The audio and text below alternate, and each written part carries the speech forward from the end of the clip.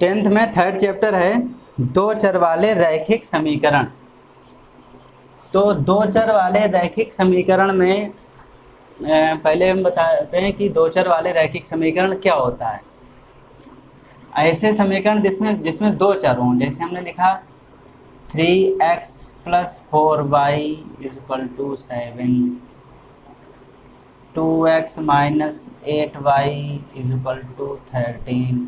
इस तरीके से इसमें दो चर आ गए x और y। लेकिन एक हम ये भी लिख सकते हैं x² + y = 9, ये भी है x और y दो चर हैं। लेकिन थर्ड चैप्टर में बात हो रही है दो चर वाले रैखिक समीकरण। रैखिक समीकरण उन समीकरणों को कहते हैं जिसकी घात एक हो। तो इसमें हम देखेंगे x और y की घात कितनी है, एक एक है, तो ये दो चर वाला रैखिक समीकरण हो गया। इसमें भी x और y की घात एक एक है, तो ये दो चर वाला रैखिक समीकरण हो गया। लेकिन जो ये क्वेश्चन है इसमें x की घात दो हो गई, तो ये रैखिक समीकरण नहीं है। दो चर का समीकरण तो है लेकिन रैखिक समीकरण नहीं है, इसलिए जो है इसको हम दो चर वाला रैखिक समीकरण नहीं कहेंगे। तो हम थर्ड चैप्टर में दो चर वाले रैखिक समीकरण पढ़ेंगे। एक्सरसाइज 3.1 का पहला क्वेश्चन देखिए। पहला क्वेश्चन है, आफ्ताब अपनी पुत्री से कहता है 7 वर्ष पूर्व मैं तुमसे 7 गुनी आयु का था, अब से 3 वर्ष बाद मैं तुमसे 3 गुनी आयु का रह जाऊंगा। इस स्थिति को बीजगणितीय एवं ग्राफीय रूपों में व्यक्त कीजिए। इसको हमें बीजगणित के रूप में और ग्राफीय रूप में व्यक्त करना। तो समीकरण बनाना है पहले तो हमको, तो बीजगणित रूप हो जाएगा, फिर उसको हम एक ग्राफ पर प्रदर्शित करेंगे। तो सबसे पहली लाइन हम फिर से पढ़ते हैं। इसमें लिखा है, आफ्ताब अपनी पुत्री से कहता है 7 वर्ष पूर्व मैं तुमसे 7 गुनी आयु का था। तो इसमें तो पहले मान लें दो लोगों की बात हो रही है, एक आफ्ताब की और एक उसकी पुत्री की। तो माना आफ्ताब की आयु बराबर x मान ली हमने और पुत्री की आयु बराबर y मान ली। क्योंकि दो चर की बात हो रही है इसमें, तो हम दो मान लेंगे x और y। फर्स्ट कंडीशन क्या है? फर्स्ट कंडीशन है 7 वर्ष पूर्व। तो अगर हम बात करें 7 वर्ष पूर्व आफ्ताब की आयु कितनी होगी, x से पहले इस लाइन को हम लिख लेते हैं। 7 वर्ष पूर्व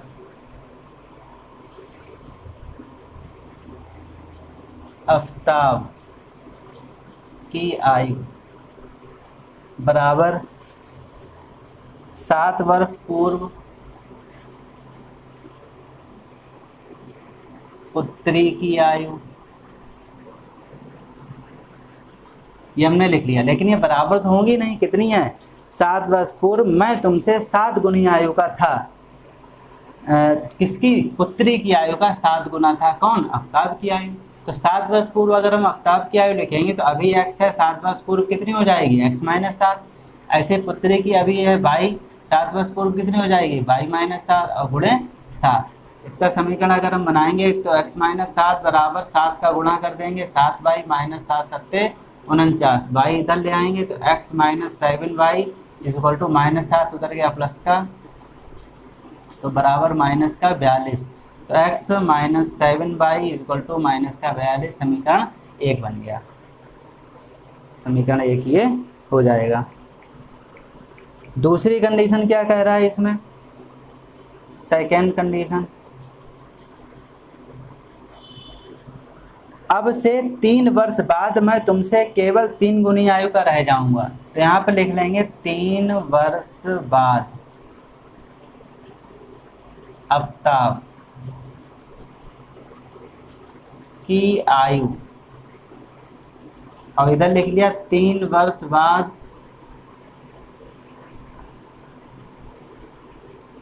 पुत्री की आयु।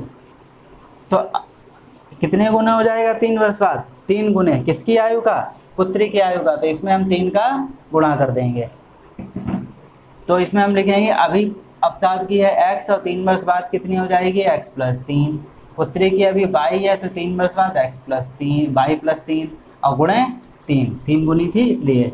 तो x प्लस 3 बराबर 3 का गुणा 3y प्लस 3 का 9, y इधर ले आएंगे तो आ जाएगा इसमें x minus 3y equal to 9 और 3 उधर जाए घट जाएगा, बचेगा 6, समीकरण 2। तो ये तो हो गया तुम्हारा बीजगणितीय रूप। अब इसको हमें ग्राफ पे प्रदर्शित करना है, तो हमने ये दोनों समीकरण लिख लिए। तो पहले हम इसको सारणी बनाएंगे एक, और एक इसमें ऐसे मान कोई भी दो बिंदुएं ज्ञात करेंगे। ध्यान रहे, हमें कोई भी रेखा खींचने के लिए कम से कम दो बिंदुओं की आवश्यकता होती है। तो हम इसमें x और y के ऐसे मान निकालेंगे जो इस रेखा पर स्थित हो। तो वैसे कम से कम हमें दो बिंदुएं निकालनी है, और चाहो तो हम ज़्यादा भी निकाल सकते हैं, 3 4 जितनी चाहो। तो पहले तो हम लिखेंगे ये x अक्ष है और ये है y अक्ष। x और y हमने लिखा इसमें, और अगर हम यहाँ पर x की वैल्यू 0 रखते हैं, x की वैल्यू 0 रखेंगे तो इसको सॉल्व करेंगे, यहाँ 0 हो जाएगा, माइनस का 7y इक्वल टू माइनस का 42, माइनस से माइनस कट गया, y बराबर 42/7, तो 7 छंग 42, तो y का मान कितना आ गया, 6 आ गया। इसी तरीके से अब हम x का एक और कोई मान रखें, अगर हम x की जगह वैल्यू 7 रखते हैं तो यहाँ आएगा 7, और यह आएगा 7 माइनस 7y और बराबर माइनस का 42, तो माइनस 7y बराबर 7 उधर जाएगा माइनस का होगा, और ये माइनस माइनस प्लस हो जाएगा, तो 42 और 7 49, तो माइनस से माइनस कट गया, 7 7 49, तो y बराबर कितना आ गया, 7।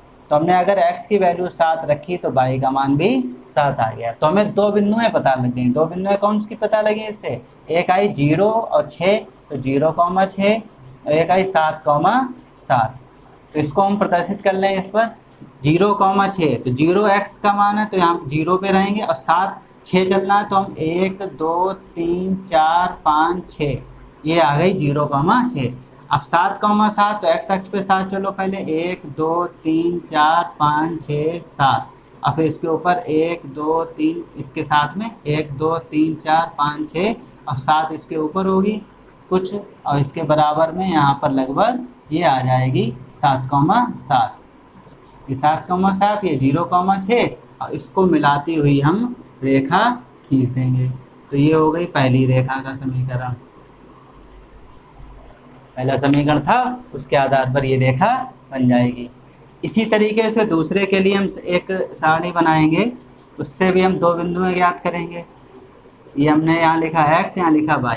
अगर हम x की जगह पे 0 रखते हैं तो 0 माइनस 3y बराबर 6, तो 3 माइनस का है, y बराबर 6/-3 आ जाएगा, 3 दूनी 6 बचेगा, y बराबर माइनस का 2। तो यहाँ पे अगर हमने x की वैल्यू 0 रखी तो y का मान कितना आ गया, माइनस का 2 आ गया। ऐसे अगर हम यहाँ पे y की वैल्यू 0 रख दें तो x माइनस, तो यहाँ y की वैल्यू 0, तो 0 गुणा 3 0 आ जाएगा, बराबर 6, तो x बराबर कितना आ गया, 6 आ गया। तो यहाँ x की वैल्यू कितनी हो गई, 6। तो इससे दो बिंदु मिल गए, कौन सी, एक बन गई 0,-2, और एक दूसरी 6,0। अब यहाँ पे 0,-2 हम कहें तो x पे 0 और -2, तो -2 के लिए नीचे जाना पड़ेगा, 1 और 2, तो ये एक बिंदु हो गई 0,-2, और एक 6,0, तो 6x अक्ष पे 1 2 3 4 5 6, 6 ये हो गई, और 0 y अक्ष पे तो ना ऊपर जाना ना नीचे, यही हो गई कौन सी, 6,0। इनको मिलाती हुई रेखा खींच देंगे, तो ये हो गई हमारी दूसरी रेखा। तो ये पहली रेखा हो गई और ये दूसरी रेखा हो गई। तो इस तरीके से पहले हमने बीजगणितीय रूप में निकाला, और फिर बीजगणितीय रूप से फिर हमने इसको ग्राफीय रूप में परिवर्तित कर दिया।